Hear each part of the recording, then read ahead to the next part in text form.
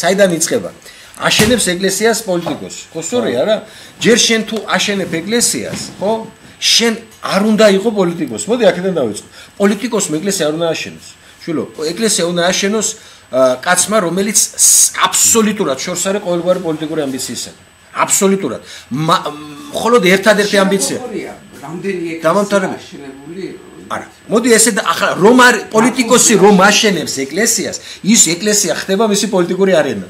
ის ეკლესია ის ეკლესია არის პოლიტიკური ტრიბუნა ახლა მომისვი კაჩე ბაზარი არა ლაპარაკი არა ესე ქართულად უნდა ჩვენ ახალგაზრდები მე ის ახალგაზრდები ჩემი ამორჩევლები გახდებით ყველა არა მე შენი ქართულად არ გავხდები კარგი ახლა ყველაზე მაგარს გქონდა შევდივარ ამხელ ეკლესიაში ამოდნენ ეკლესიაში რაღაც სასწაულე მაშინ ამ დგას რამდენიმე პოლიტიკოსი შიგნით არ მინდა ახლა მე იმ პოლიტიკოსების გვარები და სახელებით ესე ვილაპარაკო, ნუ სხვა ფორმატში ვილაპარაკებ, წიგნში ვილაპარაკებ, გაზეთში ვილაპარაკებ, სხვა ბავშვთან ვილაპარაკებ და დგანან ეკლესიაში შიგნით და კი არ ლაპარაკობენ. აი ხო შეიძლება ხარ რაღაც ეს პუსპუსით ერთმანეთს უთხრა, რომ იცი რა რაღაცა ეს.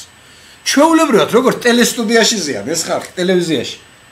ესე დამდგარი არიან, აგერ ამხელა ღვთისმშობლის ხატთან, ამხელა და ლაპარაკობენ. კამათობენ ერთმანეთს რაღაცებს უმტკიცებენ რომ ეს ასე არის, ეს ისე არის, ეს ასე უნდა იყოს, ეს ისე უნდა იყოს. გამიგეშენ? ეს ხდება ეკლესიაში აგერ ამ წმინდანების ხატები და აღარაფერს ვამბობ მაცხოვრის ხატზე და ღვთისმშობლის ხატზე შიგნით კაც შემამაცხონებულო გარეთ მაინც გამოდი და გარეთ მაინც დაელაპარაკე. აი აქედან იწყება შვილო დავამთავრებ. აქედან იწყება ყველაფერი უბედურება. აქედან იწყება ყველაფერი სიბინძური, როდესაც პოლიტიკა და ეკლესია ერთმანეთში ერევა.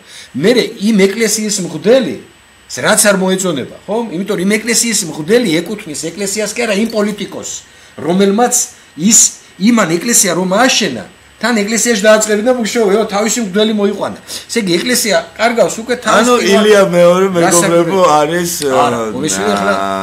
ის დასამების ტაძარი არის ბიძინა ივანიშვილის და ქართული ოცნების პოლიტიკური არენა, როგორც დავიგეთ ყველამ. არა და არა. ეგრე მგონია ვეთანხმები ამ ადამიანს რომ ეგრეა. ბიჭო, მომისვია ერთ სამი დაუნთავრებით.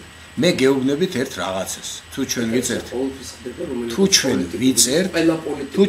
ხო და ეგ მინდა რომ მოდი შვილო ერთ რაღაცას გეტყვი სიტყვას ილია მეორეს და უწმინდეს რო ვახსენებთ ხო კეთილი ვინებოთ და ჯერ პეჟوار რატო უნდა განავესწავლო მაგის არა აქ არის გარკვეული არიცით ახლა თუ მალაპარაკე ილია მეორე რომ მის სახელის ხსენება ებიჯო თუ მალაპარაკე თუ არ და წავალ არ ვილაპარაკე არა მასე არ შეიძლება ეს არის უწმინდესი და აიქ არის გარკვეული პოლიტიკური ხასიათის სასულიერო პირები, ასე მოდი დავარქვათ ყველაფერს, რომელიც ამ უწმინდესის ირგვლივ ქმნიან ამ პოლიტიკურ და არასასურველ გარემოს, რაც თქვენ ახალგაზრდებს გაღიზიანებთ და მეც მაღიზიანებს. მე რა შემხედე იმ პოლიტიკოსებს იქ ამ წმინდა ხატების შიგნით ტაძარში რომ მიჯდნენ და ლაყბობდნენ და ეს თითქოს პოლიტიკურ დებატებში იყვნენ, გამიგე? აი მე ამან გამაღიზია. მე ეს არსად არ მინახავს, სხვა შორის არცეთ ეკლესიაში მოვლილი მაქვს. ძალიან ბევრი მართლმადიდებლური ეკლესიები არსად არ მინახავს. აი ეს აუცილებელი და თუ გავა ამაში კარგი. კერძოდ რომელმა მღვდლებმა განაღიზია. არა, მე არცეთ უგდელს არ ვიცნობ. მე არანაირ ურთიერთობებს მე ხო გეუბნები, ხო ჩავწერეთ, არა, მე ეკლესია ჩემთვის არის რა. შევხედე ეკლესიას, ეს არ მაინტერესებს. მაცხოვრის სახლია, შევედი ავანთის სანთელი, გამოვედი ვილოცე, ჩემმა გულმა ილოცა და всё. კარგად ბრძანდებოდეთ, კეთილად მენახეთ, ერთი რაღაცა იცოდეთ, ძვირფასო ახალგაზრდებო.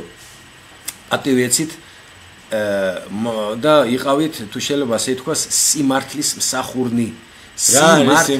სიმართლე ბატონო გიგა სიმართლე ეს არის ბატონო თაზო შვილო რაც ჩემ წინში წერია რაც ჩემ წინში წერია რა სიმართლე წევსი სათაურად ქვია სიმართლე რომელიც ქართველმა ხალხმა ეს არის ბაბაჩების წიგნი სიმართლე რომელიც ქართველმა ხალხმა უნდა იცოდეს სიმართლე რომელიც ქართველმა ხალხმა უნდა იცოდეს აი წაიგეთხეთ ეს წიგნი და რომ გექნებათ საკითხული შემდეგ ინტერვიუ ჩავწეროთ შემდეგ კარგი. დიდი მადლობა ამ ტელეინტერვიუსათვის. კარგად ბრძანდებოდეთ. მომავალ შეხვედრაზე. კარგად. ნახვამდის მეგობრებო.